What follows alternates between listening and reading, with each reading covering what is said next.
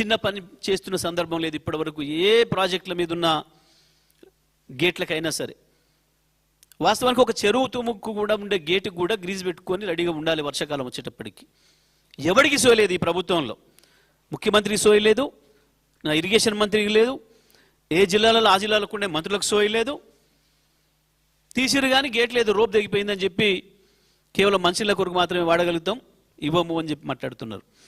అన్నిటికీ మించి రాష్ట్ర ప్రభుత్వమే, తెలంగాణ రాష్ట్ర ప్రభుత్వమే తెలంగాణ ప్రజలపైన పెద్ద కుట్ర చేస్తున్నది. ఎట్టి పరిస్థితులలో పంటలు పండనీయొద్దు అని చెప్పి. ఒక్క వరిధాన్యమే కాదు, వరిధాన్యం అయితే బోనస్ అడుగుతారు, పంట పండించి అడ్డగోలుగా బోనస్లతో ఇబ్బంది అవుతుంది. మనం ఏదో మోసం చేద్దామని చెప్పి సన్నోట్లకు మాత్రమే ఇస్తామని చెప్తే రైతులు తెలివి మారినరు, అందరు సన్నోట్లకు మారినరు అని చెప్పి వరిని డిస్కరేజ్ చేయడం కొరకు అని చెప్పి ఏదో ఎల్నిలో వస్తుంది, ఈ వస్తుంది, అది వస్తుందని చెప్పి భయపెట్టించి తప్పించి దొబ్బే ప్రయత్నం చేస్తున్నారు. నిజమే, వరికి కాదు, మరి ఏ పంట పండియడానికో నువ్వు చెప్తుంది. నువ్వు చెప్పిన ఏ ఆరుతడి పంటలో ఆ ఆరుతడి పంటలకు సంబంధించిన విత్తనాలు ఇచ్చినవా? ఇస్తే దానికైనా నీళ్ళే కావాలి కదా. నీళ్ళే లేకుండా పండే పంట ఏమైనా ఉందా? ఆరుతడి పంటలకే ఇవ్వు. ఆరుతడి పంటకు వారానికి ఒకసారి ఇస్తారు నీళ్లు, వారం ఇస్తారు, వారం బంద్ పెడతారు. ఇవ్వు, ఆ రకంగానే ఇవ్వు. మొత్తం తెలంగాణలో ఉన్న అన్ని లిఫ్ట్లు ప్రారంభం చేయి. నాగార్జున సాగర్కు కూడా నీళ్ళు వచ్చేంత వరకు పోతిరెడ్డిపాటి నడపొద్దు అని చెప్పి డిమాండ్ చేయి. అదేవిధంగా గోదావరి పైన కూడా ఎంత సిగ్గు లేకుండా అబద్ధాలు ఆడినరు. ఆంధ్రప్రదేశ్ కుట్ర చేస్తుంది, చంద్రబాబు నాయుడు దుర్మార్గమైన కుట్ర చేస్తున్నాడు. జిఆర్ఎంబి మీద మనం కట్టి పూర్తి చేసుకున్న 7 ప్రాజెక్టుల పైన రివ్యూ చేయమని చెప్పి లెటర్ పెట్టిండు, దాన్ని వాళ్ళు ఎజెండాలో పెట్టిండ్రు. అంతకు మించిన దుర్మార్గం ఇంకొకటి లేదు. వాళ్ళకంటే పై సంస్థలు, జిఆర్ఎంబి అనేది చిన్నది ఒకటి, కానీ దీనికంటే పైన ఉండే కేంద్ర మంత్రులు, కేంద్రంలోని అన్ని శాఖల కార్యదర్శులు అన్ని అనుమతులు ఇచ్చినాక ప్రారంభం చేసిన మొత్తం ప్రాజెక్టుల పైన రివ్యూ పెట్టండి అని చెప్పి చంద్రబాబు ఇచ్చిన లేఖకు జిఆర్ఎంబి తీసుకొచ్చి ఎజెండాలో పెడితే కనీసం ఎవరికి సోయలేదు. ముఖ్యమంత్రి, ఇరిగేషన్ మంత్రులకు ఆ తీరిక లేదు, ఆ సోయలేదు. ఆ జిల్లాల మంత్రులకు సోయలేదు. మేము మాట్లాడితే ఎదురుదాడి చేశారు. బీజేపీలో ఉన్న కొంతమంది ఎంపీలను కొనుక్కొని వాళ్ళతో పెట్టించారు. నిన్న మొదటిసారిగా కేటీఆర్ గారు వార్నింగ్ ఇచ్చిన తర్వాత ఇరిగేషన్ ఈఎన్సీతో లెటర్ పెట్టించారు. మాట్లాడాలి. ఇప్పుడు ఏమంటాడో బీజేపీ నుంచి డబ్బా కొట్టే ఎంపీలు.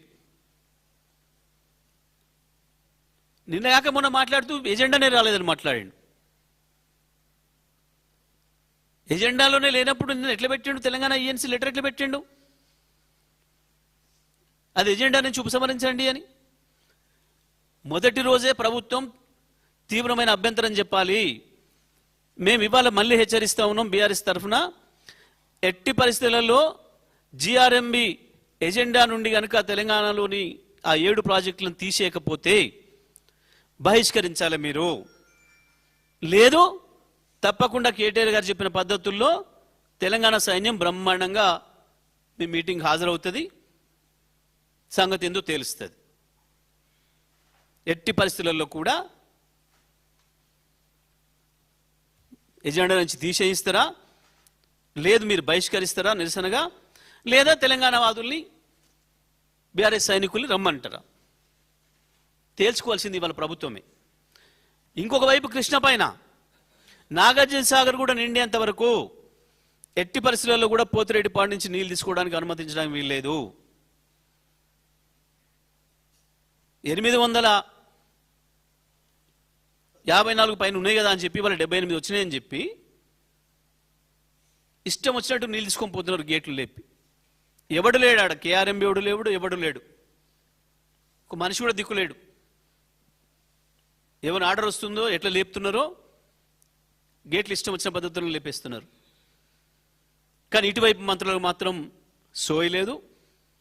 వాళ్ళ ఆత్మలను అమ్ముకున్నారు, అన్ని అమ్ముకున్నారు. తెలంగాణ ప్రజల ప్రయోజనాల్ని అమ్ముకొని రాజకీయ పబ్బం గడుపుకుంటున్నారు. ఎందుకు భయం అవుతుంది వీళ్ళకు చంద్రబాబు గురించి మాట్లాడడానికి? చంద్రబాబు చేస్తుంది ద్రోహం కాదు. నిజమే, మన రాష్ట్ర ప్రజలకు అక్కడ ఉన్నాయి, నేను నీళ్ళు తీసుకుపోతున్నాను చంద్రబాబు అంటే అనొచ్చు. కానీ జిఆర్ఎంబి ఉత్తరం సంగతి ఏంది? దేని కొరకు? తెలంగాణ ప్రజలకు ఇప్పటికి కూడా అర్థం కావాలి. తెలంగాణ మేధావులు, తెలంగాణ విద్యావంతులు, తెలంగాణ రైతాంగం, తెలంగాణ యువత అందరూ కూడా అర్థం చేసుకోవాల్సింది, కాళేశ్వరాన్ని మేము మొదటి నుంచి చెప్తున్నట్టు కాళేశ్వరాన్ని పండబెట్టింది కేవలం చంద్రబాబు కొరకే, రేవంత్ రెడ్డి. ఇవాళ దాని ఫలితంగానే మొత్తానికి మొత్తం కృష్ణ పైన కట్టిన, గోదావరి పైన కట్టిన 7 ప్రాజెక్టులను కూడా అనుమతుల పైన రివ్యూ చేయమని చెప్పి అడిగే ధైర్యం వచ్చింది చంద్రబాబుకు. మీరు లొంగిపోయి కుక్కలాగా బతుకుతున్నారు కాబట్టి ఆయన దగ్గర ఆ ధైర్యం వచ్చింది. మరొక వైపు నాగార్జున సాగర్కు నీళ్లు రాకుండానే దౌర్జన్యంగా పోతిరెడ్డిపాడు గేట్లెత్తి నీళ్లు తీసుకుపోతున్నారు.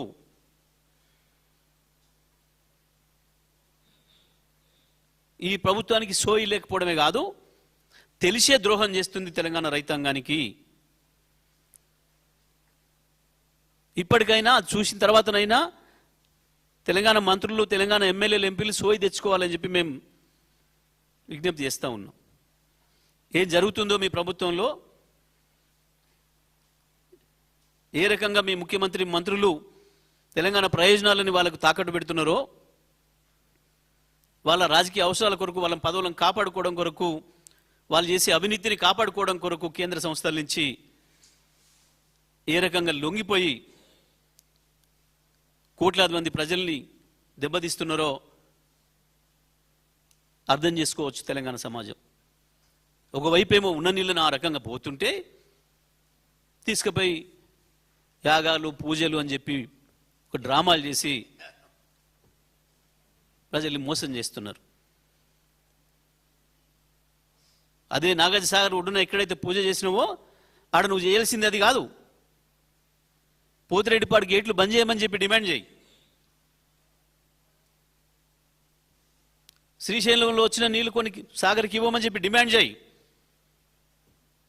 ఇవ్వు. నువ్వు చెప్పిన పద్ధతుల్లో ఏదైతే మెట్ట పంటలు వేసుకోండి అని చెప్తున్నావో ఆ పంటలకు నువ్వు వారబందీ ప్రకారం నీళ్ళు ఇవ్వాలి, ఆ ప్రకారం నీళ్ళు ఇవ్వాలా. నాగార్జున సాగర్ కిందనైనా సరే, ఇంకో చోటనైనా సరే తీసుకో. మా హక్కు, నీళ్లు పైన ఉన్నాయి, ఇవ్వండి మాకు. నాగార్జున సాగర్కి ఇవ్వండి, ఒక 20 టీఎంసీలు ఇవ్వండి, ఆరుతడి పంటలకే మేము వేసుకుంటామని చెప్పి రైతాంగం తరఫున కొట్టాడాల్సిన బాధ్యత రాష్ట్ర ప్రభుత్వం పైన ఉంది.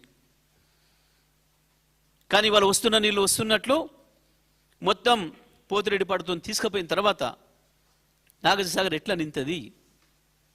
నాగార్జున సాగర్ రైతాంగం బతికింది రేపు.